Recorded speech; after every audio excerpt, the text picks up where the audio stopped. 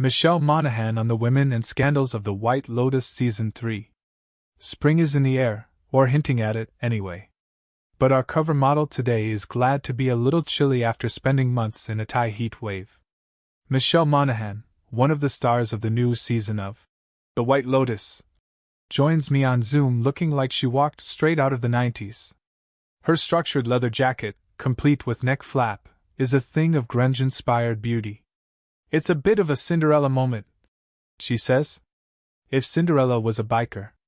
Or Monaghan's White Lotus co-star Parker Posey, a real-life 90s indie queen. She's one of the most thoughtful, soulful women.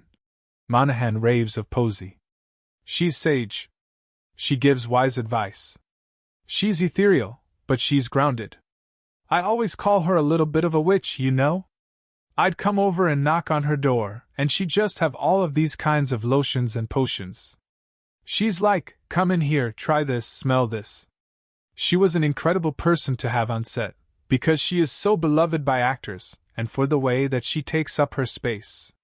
It's like an acting class, you know, the way that she improvs and she interacts with props. She's just an amazing actress.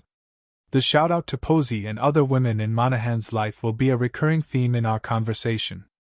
It's a real sisterhood move, one that couldn't be more at odds with her toxic female trio in The White Lotus. Monaghan is part of the stellar ensemble cast in the hit HBO show's third season, whose fifth episode just aired.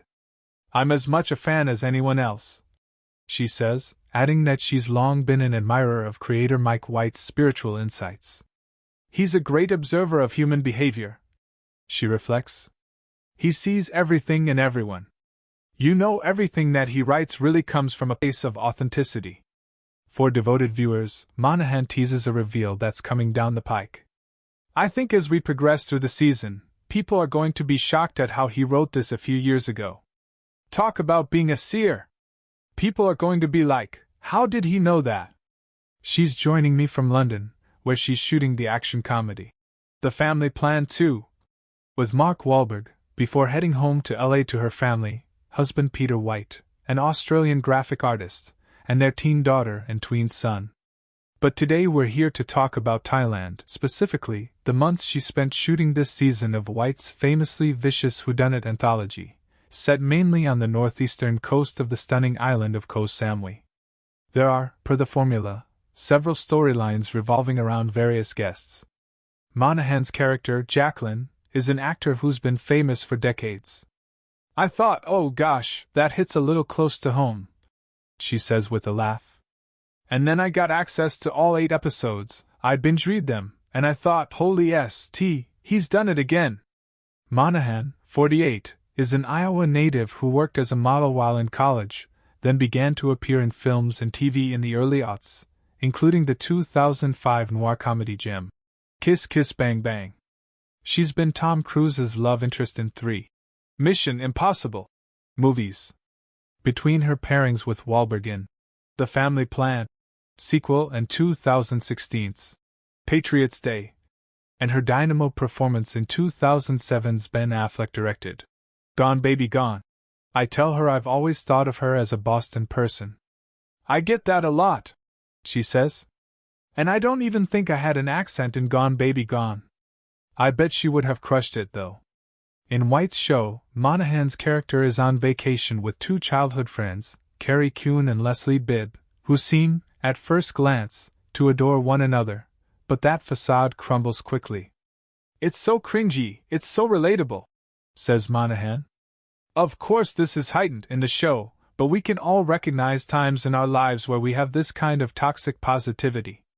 They're presenting kind of their best selves, and then, you know, inevitably, we start to see the cracks in their perfect lives. Monaghan's storyline also ties into a cultural conversation about aging in Hollywood, a topic explored in recent movies such as The Last Showgirl and The Substance. Here, Monaghan's friends snark about her when she's out of the room, picking apart everything from her marriage to a younger man to whether, or how much, she's had work done. But Jacqueline's not the only one in this trio who comes in for scrutiny.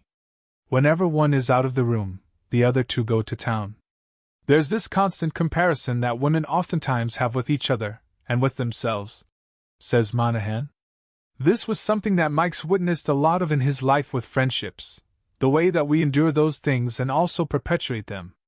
Monaghan, who has maintained a meditation practice for the past several years, says she was taken with the show's through line of spirituality, and loved the spiritual Thai locations they visited for the shoot.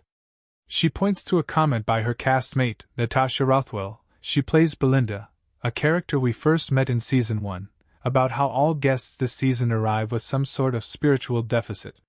You can see they're all kind of struggling, Monaghan says.